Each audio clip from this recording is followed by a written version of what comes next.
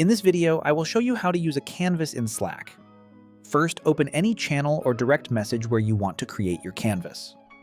Once you're inside, look at the top section where you usually see messages. Next to it, you'll find an option called Add Canvas. Click on it. After clicking, Slack will open a new canvas and start loading it. Give it a few seconds to fully open. Now, the first thing you need to do is give your canvas a name. For example, you can type Canvas 1 and it will update automatically. Inside the canvas, you can start adding content. You can click into the empty area where it says Words Go Here and start typing your notes. You can also format your text, create headings, or structure your content in different ways. If you click on any section, you'll see options like copying a link to that section, formatting the text, or adding callouts.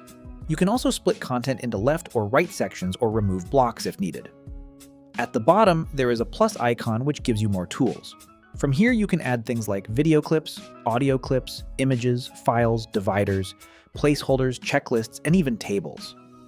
You can also insert Slack profiles or use / commands for more advanced formatting. You can also change the layout of your canvas.